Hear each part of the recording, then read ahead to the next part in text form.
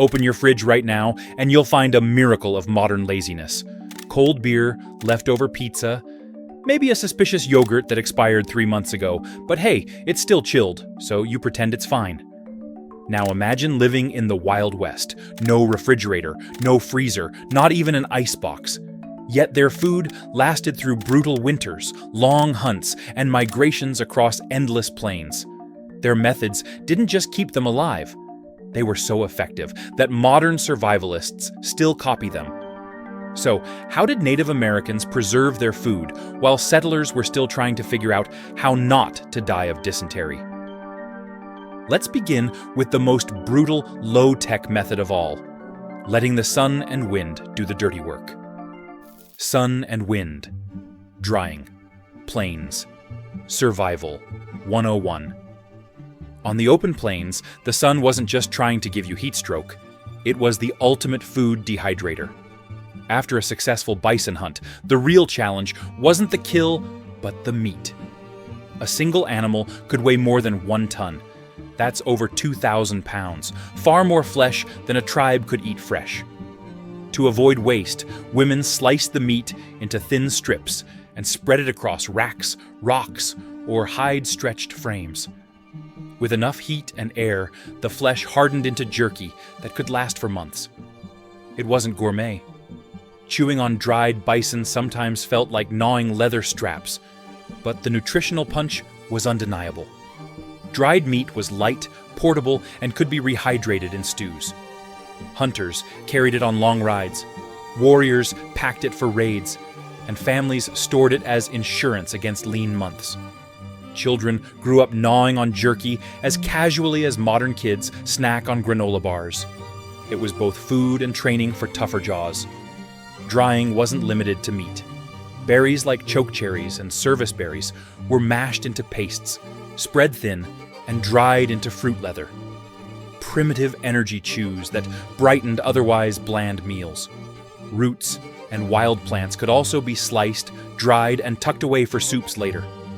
Fish caught in rivers or lakes were gutted, split, and dried until they resembled brittle planks rather than fillets, ready to crackle back to life in boiling water months later. The brilliance was in the portability. While settlers lugged heavy barrels of pork that often spoiled halfway west, native tribes traveled light, powered by strips of dried food no bacteria could touch. Dried food meant freedom. Freedom to travel, to fight, to endure. And that kind of independence mattered far more than taste. Pemmican, the energy bar that never died. If jerky was survival, pemmican was overkill, in the best way. Plains tribes, especially the Cree, and later the Lakota, perfected this recipe. Start with powdered dried meat. Stir in rendered fat until the mixture becomes a dense paste. Add dried berries for tang and vitamins. Shape it into lumps or bricks. Let it harden, and suddenly you've created food that could last for years. Pemmican wasn't pretty. Explorers compared it to greasy wax. But 1 pound, about 450 grams, delivered 3,500 calories. More than enough to fuel a hunter through freezing plains or a warrior across enemy territory. The Hudson's Bay Company and fur traders depended on it, buying thousands of pounds from native and Métis producers. Canoe brigades paddling across Canada couldn't have functioned without pemmican in their packs. Even the United States Army sometimes used it when supply lines failed, and explorers heading into unknown territory relied on it as their ultimate backup plan. It was so valuable that it sparked conflict. In the year 1814, the so-called Pemmican War broke out between rival trading companies fighting for control of supplies. That's right. Wars were fought not just for land or gold, but for survival rations. For native families, pemmican meant security. It could be stored through brutal winters, carried on long hunts, or traded for tools and goods. Settlers brought barrels of salted pork. Native Americans carried the original protein bars. Guess which one actually survived the journey, and which one fed generations long after the hunt was over? Smoking. Preserving with flavor. Where there was fire, there was food storage. Smoking wasn't just about drying. It added an invisible layer of protection. By hanging meat or fish above smoldering fires, tribes coated food in smoke rich with compounds that slowed decay and repelled insects. On the northwest coast, salmon runs brought so much fish that families built entire smokehouses. Racks of salmon hung over alder or cedar fires for days, filling villages with a haze that smelled like both survival and a feast. These smoked fish were traded inland, becoming currency as well as calories. Some communities even held seasonal gatherings around the smokehouses, turning preservation into a social event that strengthened alliances as much as food supplies. Plains hunters smoked bison when damp weather made sun-drying unreliable. Venison, elk, and even small game ended up over smoke pits. The choice of wood mattered. Alder gave sweetness, juniper added sharpness, cottonwood provided steady smoke. Centuries before barbecue competitions, native cooks were already flavor profiling their preservation methods. Smoking wasn't foolproof. Too much heat cooked food instead of preserving it. Too little smoke left it vulnerable. Keeping the fires perfect often meant long night shifts. But when successful, smoked meat or fish could last for months, tasting better than plain jerky and adding variety to otherwise monotonous diets. For Native Americans in the Wild West, smoke meant more than flavor. It meant survival, trade, and community, all wrapped in a cloud of fragrant haze. And every curl of smoke carried reassurance. The people would eat, even when the herds moved on, or the rivers froze solid. Underground storage. The plains freezer. Sometimes, the best refrigerator is the ground beneath your feet. Native Americans dug cache pits, underground storage chambers lined with grass, bark, or hides. Into these went corn, beans, squash, sunflower seeds, nuts, or dried meat. Once filled, the pits were sealed with clay or stones and disguised with sod. The soil provided natural insulation, keeping food cool in summer and above freezing in winter. Archaeologists have uncovered cache pits across the plains and Midwest, some holding hundreds of pounds of grain. Pueblo peoples in the Southwest plastered storage rooms with adobe for extra protection, while nomadic tribes buried smaller travel caches along seasonal routes.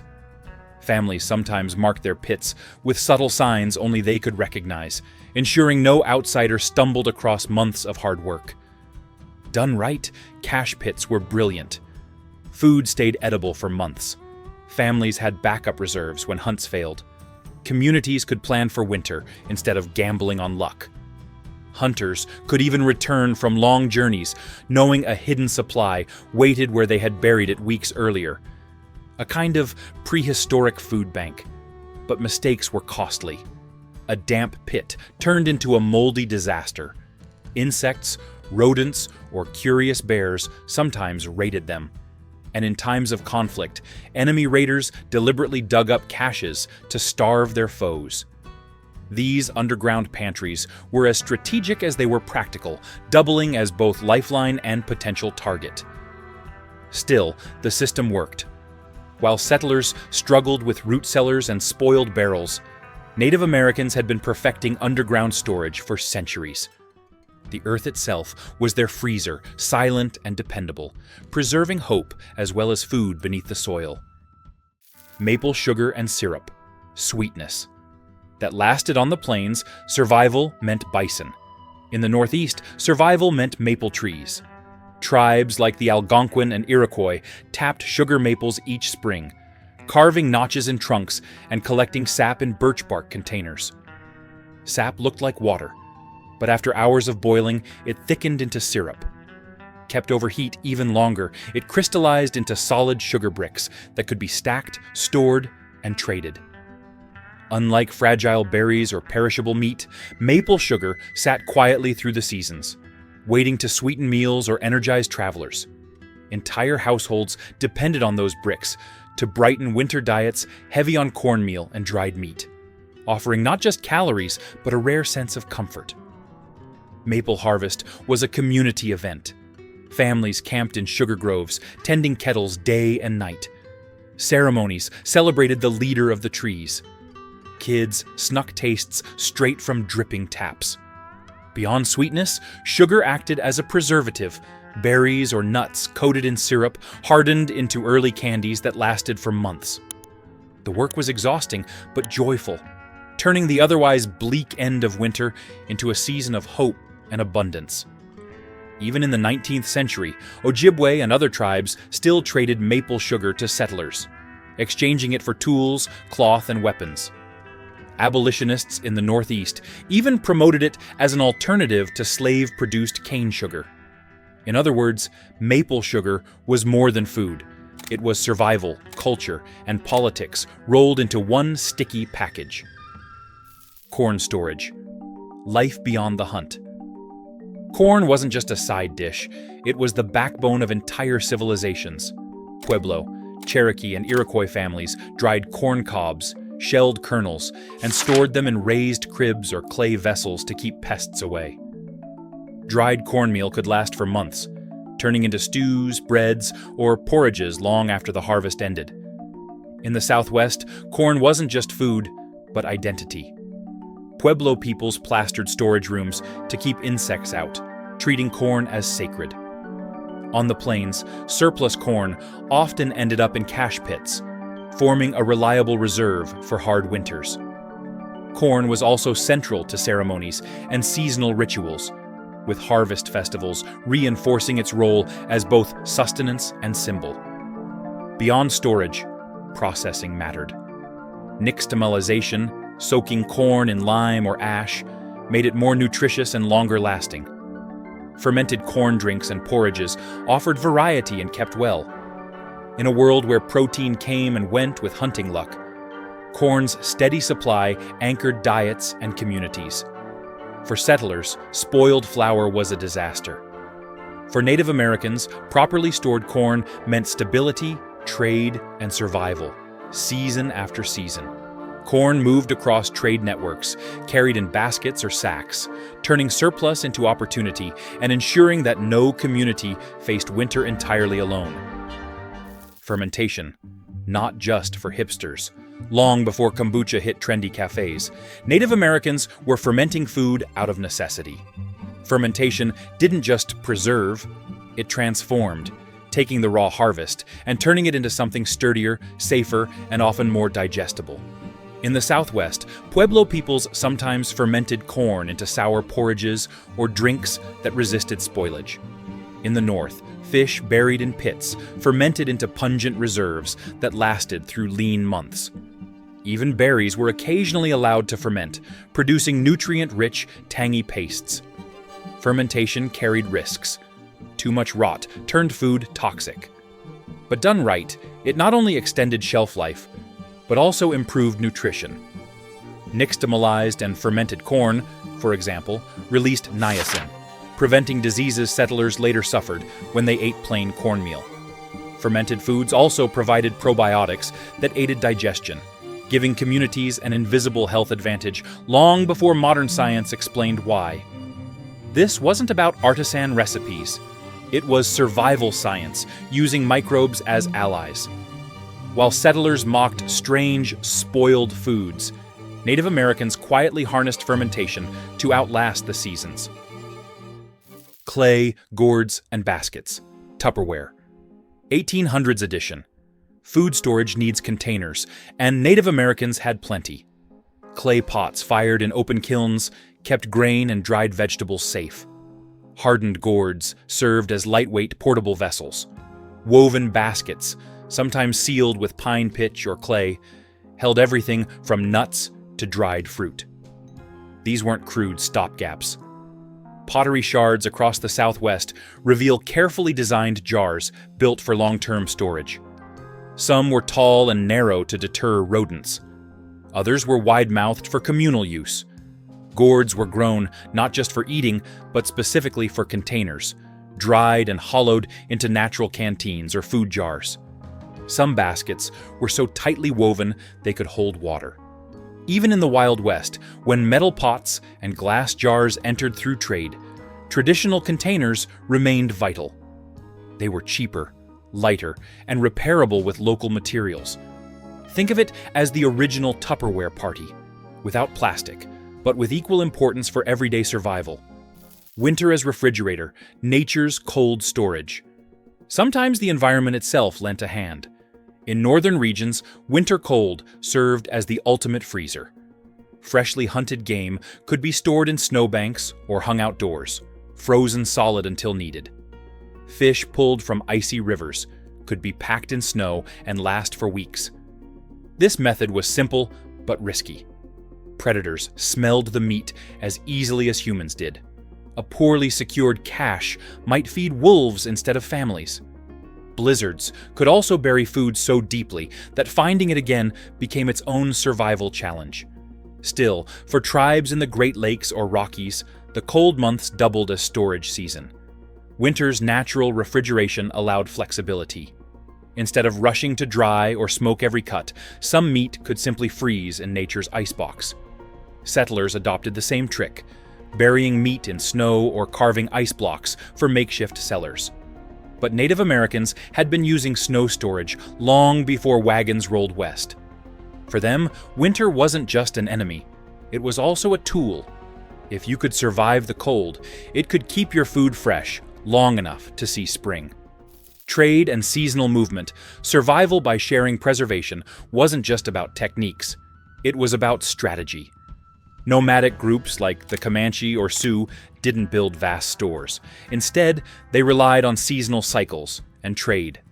Surpluses of dried meat, corn, or berries were swapped between tribes, spreading resources across regions. Horses carried not only warriors, but also bundles of food destined for distant relatives or trading partners. Mobility itself was preservation. By moving with the herds, nomadic groups reduced the need for huge stockpiles. What couldn't be hunted fresh was traded from those who farmed or fished. This interconnected web meant no tribe was entirely isolated. Plains hunters might exchange bison jerky for cornmeal, while coastal peoples sent dried fish inland in return for hides or obsidian. Even in the 19th century, trade remained vital. A bag of dried salmon from the northwest could find its way inland. Corn from the southwest moved north. Pemmican traveled through fur company routes across thousands of miles. Native Americans of the Wild West didn't need refrigerators. They had something better: centuries of knowledge. Drying, smoking, fermenting, caching, sweetening, freezing, and trading. These weren't just tricks. They were lifelines, as essential as hunting or farming. Settlers often mocked or ignored these methods, only to borrow them when their own supplies spoiled. Modern survival experts write books about what Native Americans already knew. Food can outlast seasons if you respect nature's rhythms. The Wild West was brutal, but Native Americans proved you don't need refrigeration to keep food alive. You just need ingenuity, patience, and the will to survive.